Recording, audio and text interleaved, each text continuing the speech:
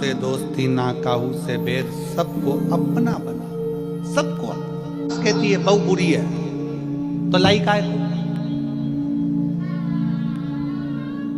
बहू कहती है सास बुरी है तो आई काय को, क्यों आई?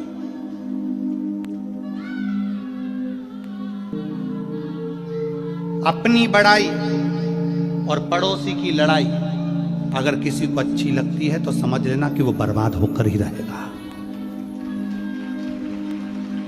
जम के बोलो क्या क्या क्या क्या? अपनी बड़ाई और पड़ोसी के घर की लड़ाई अगर तुम्हें अच्छी लग रही है तो समझ लेना कि एक दिन तुम बर्बाद होकर रहोगे। तुम पड़ोसी के घर में लड़ाई हो रही है और तुम बड़े खुश होकर, कितनी जोरदार लड़ाई हो रही है, सास ऐसा बोल रही, बहू ऐसा बोल रही और तुम्हें आनंद आ रहा है, समझ लेना कि तुम पड़ोसी के घर की लड़ाई को देखकर अगर खुश होते हो तो तुम्हारी जिंदगी का बर्बादी का सिरा है। उसके घर लड़ाई हो रही है ना, तो थोड़ा भगवान से प्रार्थना करो दोनों में शांति बन जाए। प्रभु बहुत अच्छा घर है मेरे घर के पास का, बहुत अच्छे लोग हैं, ना जाने किसकी नजर लग गई उसको, बहुत अच्छा परिवार है बाबा, इसको अच्छा कर दो। एक लोटा जल शंकर जी को और चढ़ा दो अपने पड़ोसी के लिए कि इनका प्रेम बढ़ जाए। अपनी बड़ाई जिस दिन अच्छी लगने लगे, वाह वाह मैंने जो करा बहुत अच्छा करा, मैंने ऐसा कर दिया, मैंने वैसा कर दिया, मैंने यूं कर दिया, मैंने यूं कर दिया, अपनी बड़ाई और पड़ोसी के घर की लड़ाई अगर अच्छी लगे तो समझ लेना कि उस दिन तुम्हारा बर्बादी का सिरा प्रारंभ हो गया। हमें अपनी बड़ाई अच्छी नहीं लगना चाहिए और पड़ोसी के घर की लड़ाई भी अच्छी नहीं लगना चाहिए। समझौता हो, समझाओ, अच्छे रहिए।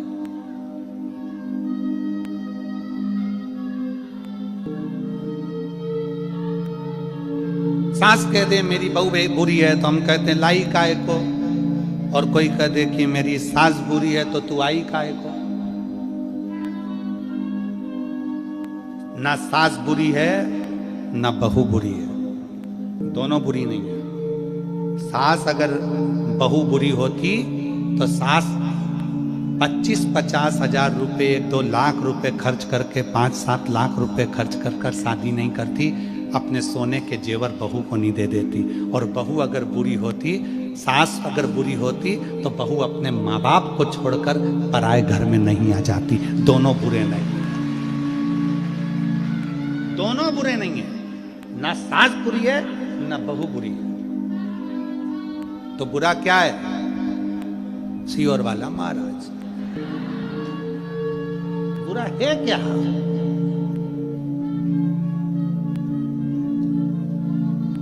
गुरुजी आप कह रहे हो ना सास बुरी ना बहू बुरी, तो बुरा कौन? सियोर वाला महाराज।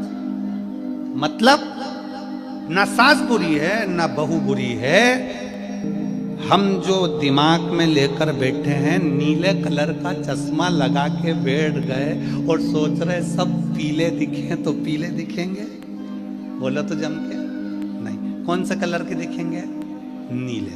लाल कलर का चश्मा लगाया तो सब जम के बोलो जरा लाल दिखेंगे, काला लगाया तो काला दिखेंगे। सास ने जो चश्मा अपनी आंखों में चढ़ा लिया बहू के प्रति कि मेरी बहू ऐसी है, और चश्मा चढ़ गया उसके आंखों पर, उसके परिवार वालों ने चढ़ा दिया तुम्हारी बहू ऐसी, तुम्हारी बहू ऐसी, वो बहू ऐसी, वो बहू ऐसी, उसने चश्मा लगा लिया अपनी आंखों में, लेंस ऐसा लगा लिया कि वो बहू बुरी दिखने लगी, जो अच्छी दिखती थी वो बेकार दिखने लगी। बहू ने चश्मा चढ़ा लिया अपनी आंखों पर कि सास बुरी, तो वो बुरी दिखने लगी। अपने चश्मे को चेंज करिए, अपने चश्मे को बदलो।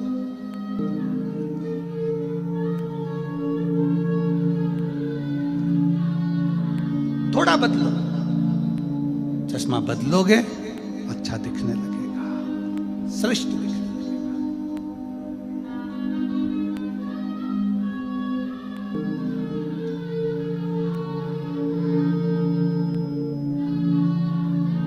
सास और बहू में एक बड़ा अंतर है। सास मां नेत्र है, बहू चश्मा है।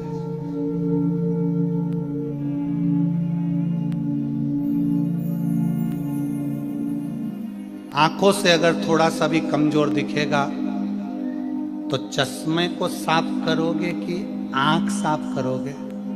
जम के बोलो जरा। चश्मे नंबर बदल लोगे, चश्मा को चेंज कर लोगे, गिलास बदल लोगे, साफ कर लोगे, धो लोगे, पोंछ लोगे कि अच्छा दिखे, अच्छा नजर आए।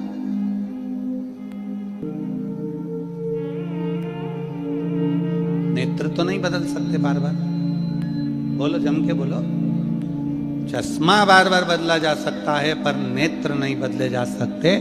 चश्मे को पोछा जा सकता है पर नेत्र को पोछा नहीं जा सकता।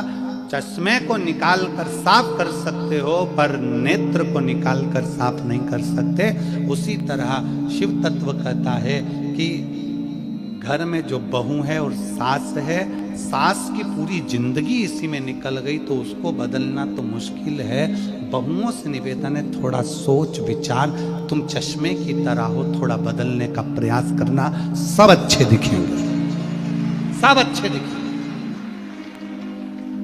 कोई बुरा नहीं है। ना सास बुरी है ना बहू, और बहू तो कभी बुरी हो ही नहीं सकती,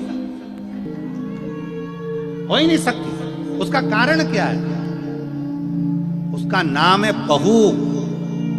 जो घर में खुशियां बहुता में लेकर आए, जो तुम्हारे घर का वंश बढ़ाए, जो तुम्हारे घर में आकर सूखी दाल रोटी खाकर भी बहुत आशीर्वाद दे, उसका नाम बहू होता है महाराज। जो बहुता में सुख दे। और सास कभी जिंदगी में बुरी नहीं हो सकती। सास के बराबर दुनिया में कोई नहीं हो सकता, वो कभी बुरी नहीं हो सकती। बस एक आस सास को लगी रहती है कि मैं जितनी फुर्तीली हूं, मैं जितनी फुर्ती से काम करती हूं, मेरी बहू उतनी फुर्ती से काम करे। लड़ाई इस चीज की होती है। सास को लगता है कि मैं जल्दी सवेरे उठती हूं तो बहू जल्दी उठे। सास को लगता है मैं इतने लोगों का खाना बना लेती हूं तो बहू भी बनाए। अब सास को कौन बताए कि तू 75 की है, वो 32 की है।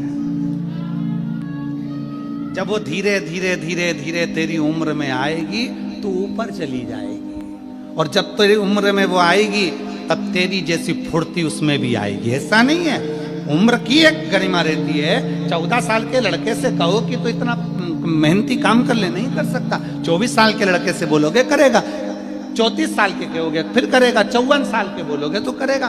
तुम आस बहुत लगाए हो, वो आस थोड़ी सी कम करो।